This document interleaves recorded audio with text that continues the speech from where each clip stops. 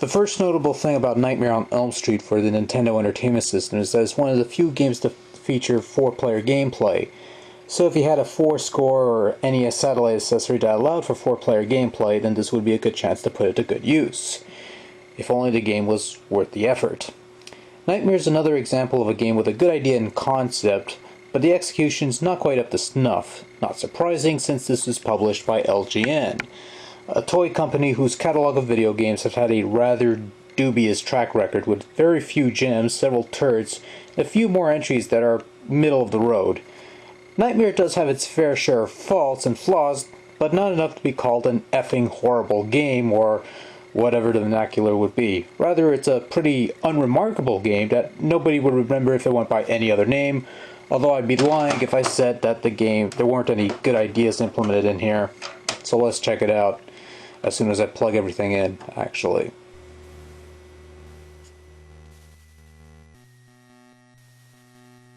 The general story behind Nightmare on Elm Street is that you're this random guy trying to find and kill Freddy Krueger because, well, what else are you gonna do? Roam around houses and collect bones? Well, actually, yeah, that's exactly what you're supposed to be doing. The idea is that you're collecting all of Freddy's bones scattered throughout Elm Street, and you have to take them to the high school to burn them all and end Freddy's reign of terror once and for all. Or at least until the next sequel comes out. Upon starting the game, you're given no indication as to where you're supposed to go, and unfortunately, despite the fact that it looks really open-ended, you can't enter any house or area at will, because there's a specific order that you have to traverse when it comes to all these different stages.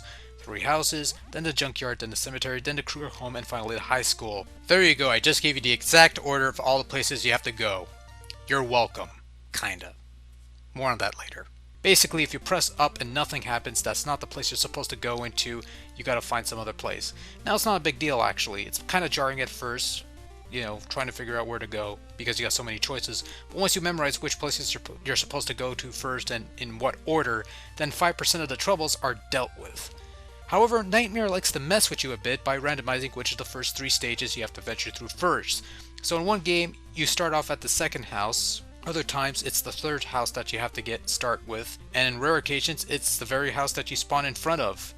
The interesting thing is that despite the order of which houses you're supposed to explore changing every game, you still traverse through the first 3 stages in the same order, regardless of which house you enter. So whether you start off at the second house or the third house, it's always going to be the same first level that you play. It's a bit of a paradox, and it does add to the nightmare situation at hand. However, once you get to the junkyard, it's a pretty straightforward affair at that point. In any case, once you enter an area, your main goal is to collect all the Freddy bones scattered in the stage in order to progress to the next stage, all the while fending off stock villains and staying awake.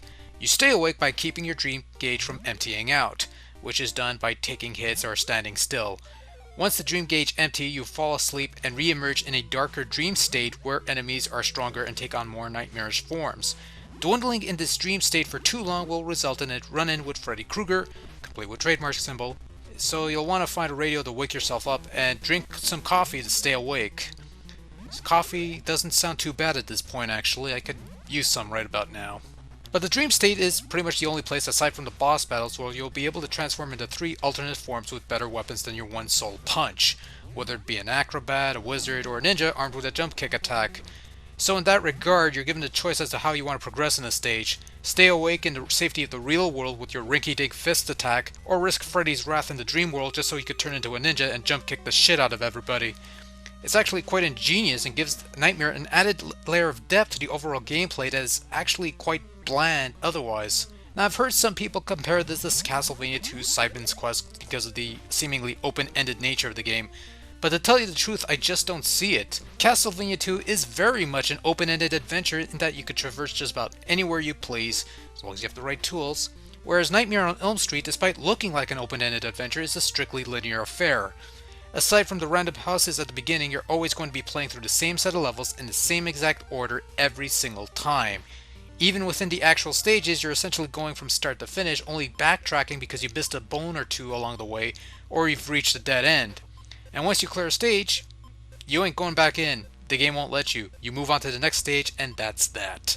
Control in Nightmare is serviceable at best, detrimental at worst. Your main punch has a slight delay that you have to take into account when attacking, as a mistimed punch may result in you taking a hit, and you can only take about 4 or 5 hits before you bite the dust. Also, your jumping tends to be a bit floaty at times, causing you to overjump often, which makes what should be simple platforming affairs a tad more difficult. Now, of course, you could change direction in mid-jump, which sort of compensates for the overjumping, but it just means more effort for even the simplest platforming affairs that shouldn't need to be overcomplicated to begin with. In terms of challenge, Nightmare on Elm Street is of slightly moderate difficulty.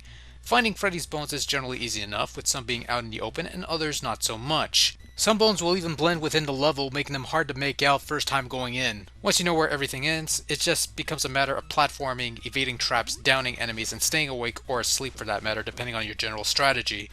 Despite their relatively simple patterns, enemies are numerous and can pose quite a threat due to your constant respawning and your questionable control issues. And let me tell you something, nothing frustrates more than having to carefully manage floaty jumps to leap over a pit, only for an enemy to suddenly emerge and knock you back into the abyss below and into your sudden demise.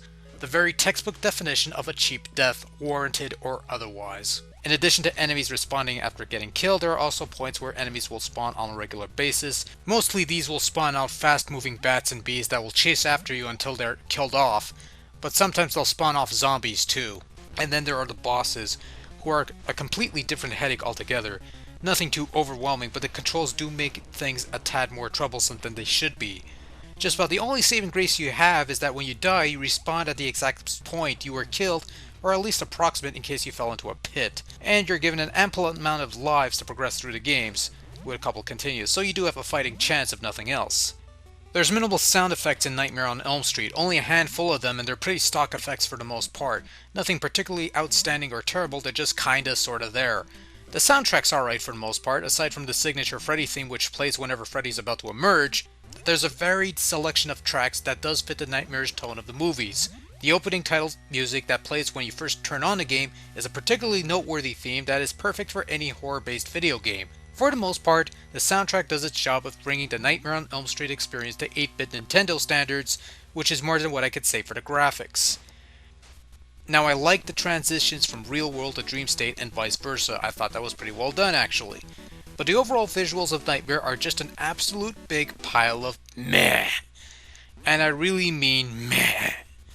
All the houses look the same save for different colors and slightly different layouts, which results in a severe lack of variety in the game. There's not much you can do there, I guess, but it doesn't really help matters either. The generic enemies are about as cartoonish and intimidating as Barney the Dinosaur, and Freddy Krueger himself looks like some tall guy wearing a cheap Halloween costume, which is rather unfortunate because the bosses look really nice despite being nothing more than bouncing heads and gloves and things of that nature. Aside from that, the game just looks too colorful and doesn't invite a feeling of dread that should come out of a horror game, especially one based on effing Nightmare on Elm Street. Now maybe if there was a bit more detail to the visuals, and piss off to anybody who wants to be snippy about that last bit because the NES can and has done detailed visuals, or maybe if fewer colors were used, perhaps done with a dark or dull color palette, maybe a duotone type palette, it might come off as grimmer, grittier, hell you could make an 8-bit art style out of it. But they didn't do that, and so we have a colorful yet bland-looking game starring Freddy Krueger instead of a game that exudes the kind of presence and feeling of horror that a Nightmare on Elm Street video game should have. For what it's worth, Nightmare on Elm Street isn't such a terrible game. It's fairly playable, it's somewhat straightforward, the dream implementation's actually pretty clever all things considered, the soundtrack's surprisingly appropriate fare, and if you have a 4-player accessory and it could sucker 3 other people to play this game with you, you could have a fun time with Nightmare. Now with all that having been said, however, even the Dream State implementation doesn't make up for the generally dull gameplay. Questionable controls hamper the experience somewhat, the level design in the various houses are tediously similar to each other, and the enemy design doesn't really add anything to the overall tonality of the game, which is also somewhat lacking. Ultimately, Nightmare on Elm Street for the NES is not a game that's worth tracking down. It's nothing special really, but on the other hand, if you find a copy laying around for a couple bucks, there's no harm in giving it a go. It has its issues, sure, but otherwise it's pretty harmless and it does have its moments, so why not? What's the worst that could happen?